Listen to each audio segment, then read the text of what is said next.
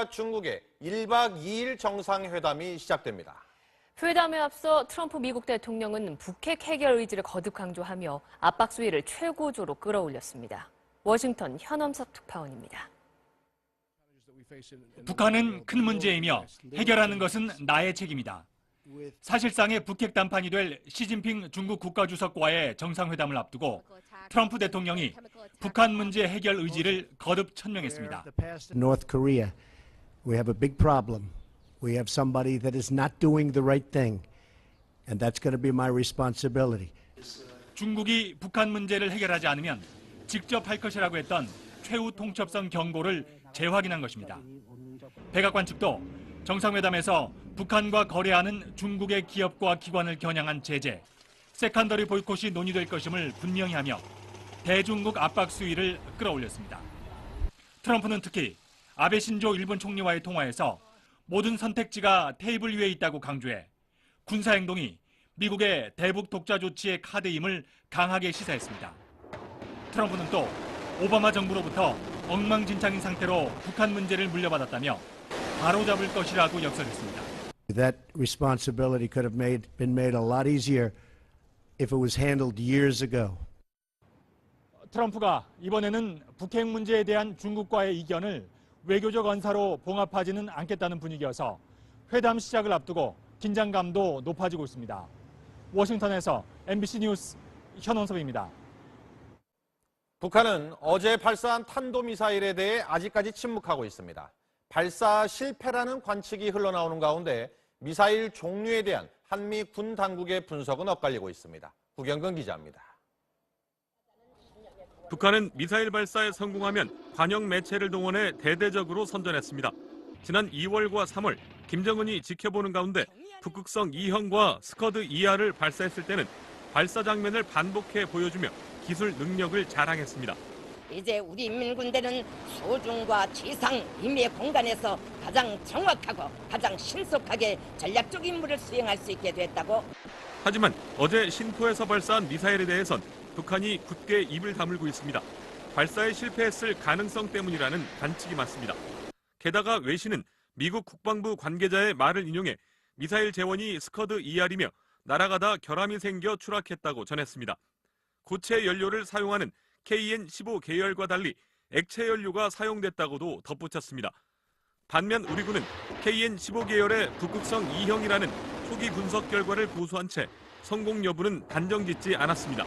정보당국에서 여러 가지 평가 요소를 참고해서 KN-15 계열로 평가하고 보다 정확한 것은 추가 분석이 필요하다고.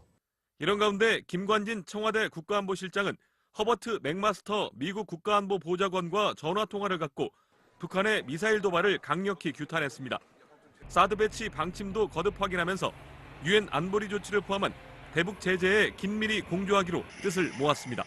MBC 뉴스 구경근입니다. 이런 가운데 우리 군은 북한 전역을 사정권에 두는 사거리 800km의 탄도미사일 시험 발사에 성공했습니다. 휴전선에 집중 배치된 북한의 장사정포 공격에서 벗어나 멀리서도 신속히 북한의 주요 시설을 타격할 수 있게 됐습니다. 김세진 기자의 보도입니다. 화염을 뿜으며 솟아오른 현무2 개량형 탄도미사일이 목표물을 향해 날아갑니다. 사거리 500km 이상으로 북한 전역이 사정권에 들어가는데 2년 전 시험 발사에 성공했습니다. 그러나 중부 이남, 즉 후방 지역에서 쏘게 되면 평양 북부 지역은 사정권에서 벗어나게 됩니다. 수도권에 가까울수록 타격 가능 범위는 커지지만 북한의 주력인 방사포와 야포의 타격권에 속해 피해가 불가피합니다. 이에 따라 우리 군은 사거리 800km 이상 탄도미사일 개발을 추진해왔는데 최근 시험 발사에 성공했다고 밝혔습니다. 포항에서 쏴도 평양과 영변, 풍계리 등 주요 핵시설을 포함해 북한 전역을 10분 안에 타격할 수 있게 됐고 우리 주요 군사기지가 선제 공격당하더라도 곧바로 후방에서 강력한 보복 공격에 나설 수 있는 겁니다. 북한의 중요 무기 체계라고 할 수 있는 장사정포 사거리 밖에서 신속하게 북한 전역의 군사시설물을 타격할 수 있다는 게 가장 큰 장점이라고 할 수 있겠습니다. 우리 군은 다음 달이나 오는 6월 김정은의 집무실까지 정밀 타격이 가능한 타우러스 장거리 공대지 미사일의 첫 실제 발사 훈련을 실시하는 등 북한의 도발에 대한 억제 능력을 갖추는 동시에 대량 응직 보복 체계를 조속히 완비한다는 계획입니다. MBC 뉴스 김세진입니다.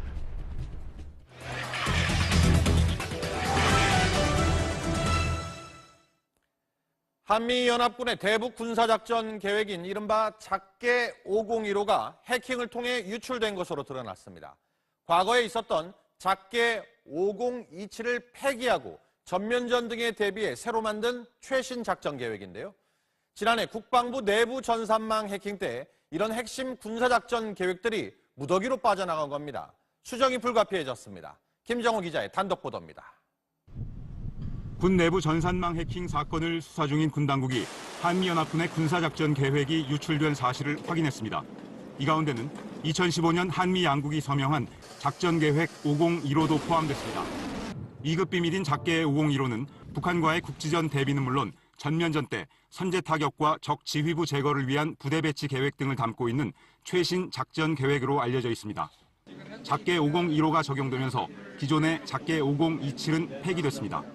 정부 관계자는 예전 작계인 5027은 유출이 돼도 피해가 크지 않지만 작계 5015는 설사 일부가 유출됐다 해도 심각한 문제라고 밝혔습니다. 문제는 어느 정도 유출됐는지 파악조차 쉽지 않다는 점입니다. 군 당국이 북한으로 지목한 해킹 세력들은 한국군의 군사작전을 총지휘하는 합참내 작전본부 장교들의 PC를 집중적으로 노린 것으로 전해졌습니다. 국방통합데이터센터의 부실 관리로 악성 코드가 군 내부망을 감염시킨 상황에서 장교들이 기밀을 다룰 때 내 외부망을 분리하는 규정조차 지키지 않아 업무 PC가 무방비로 노출됐다는 설명입니다. 비밀 자료들을 인트라넷 망에 남겨놓음으로써 그것이 이제 유출이 됐었다. 군 검찰은 해당 장교들을 군사기밀보호법 위반 혐의 등으로 형사처벌하는 방안을 검토하고 있는 것으로 전해졌습니다. 군 내부 전산망 해킹 사건 수사는 합참과 국군 사이버사령부는 물론 보안 업무를 맡는 기무사령부 등을 대상으로 7개월째 전방위로 이어지고 있습니다. MBC 뉴스 김정호입니다. 한 장의 사진이 소셜 네트워크를 타고 빠르게 퍼지면서 가슴을 먹먹하게 하고 있습니다. 시리아에서 화학무기로 의심되는 공습에 쌍둥이를 잃고 오열하는 남성인데요. 생후 9개월, 아이들의 목숨까지 앗아간 전쟁의 참혹함에 전 세계가 분노하고 있습니다. 김현특 파원입니다. 아빠가 쌍둥이 2명의 시신을 두 팔로 감싸는 채 오열합니다. 태어난 지 9달 된 쌍둥이들은 화학무기 의심 공습 때 엄마와 함께 희생됐습니다.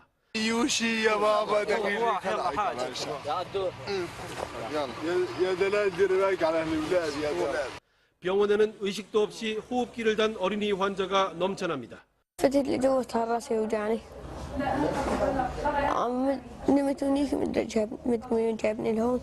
지금까지 어린이 희생자는 30명이 넘어 민간인 희생자 2~3명 중 1명꼴입니다. 전 세계는 분노하고 있습니다. 프란치스코 교황은 용납할 수 없는 학살이다. 트럼프 대통령은 인류에 대한 모욕이라며 강력 비난했습니다. 내전 중인 시리아에서는 지난해만 최소 650여 명의 어린이가 목숨을 잃었습니다. 어린이 희생자를 집계하기 시작한 지난 2014년 이후 가장 많은 희생자가 발생했습니다. 유럽 언론들은 시리아에서 발생한 어린이 희생 소식을 연일 주요 뉴스로 다루며 사태 해결을 위한 국제사회의 공조를 강조하고 있습니다. 파리에서 MBC 뉴스 김현입니다.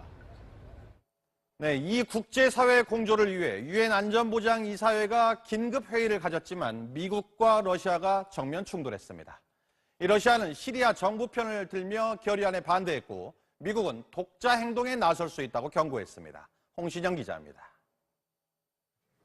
시리아에서 발생한 독가스 참극을 논의하기 위해 열린 유엔 안보리 긴급회의. 미국의 니키 헤일리 유엔 대사는 희생자 사진을 꺼내들고 강경한 대응을 주장했습니다. 특히 러시아가 유엔 제재로부터 아사드 정권을 방어하고 있다고 비판했습니다. That Assad, Russia, and Iran have no interest in peace. 하지만 러시아는 결의안 초안이 급조됐다며 거부하고 자체 결의안을 제안했습니다. В принятии резолюции на данном этапе мы не видим. Ранее принятые решения вполне достаточны. 러시아가 이처럼 아사드 정권을 노골적으로 비호하는 건 우선 지정학적 중요성 때문이라는 분석입니다. 실제로 러시아가 해외에서 유일하게 운영하는 해군 기지가 시리아의 항구 도시 타르투스에 위치해 있을 만큼 러시아에게 시리아는 중동 진출의 교두보 역할을 하고 있습니다. 특히 시리아는 러시아의 주요 무기 구매국으로 만약 아사드 정권이 무너질 경우 러시아의 방산 분야 피해가 50억 달러, 우리 돈으로 약 5조 6,500억 원에 이를 것이란 전망도 나옵니다.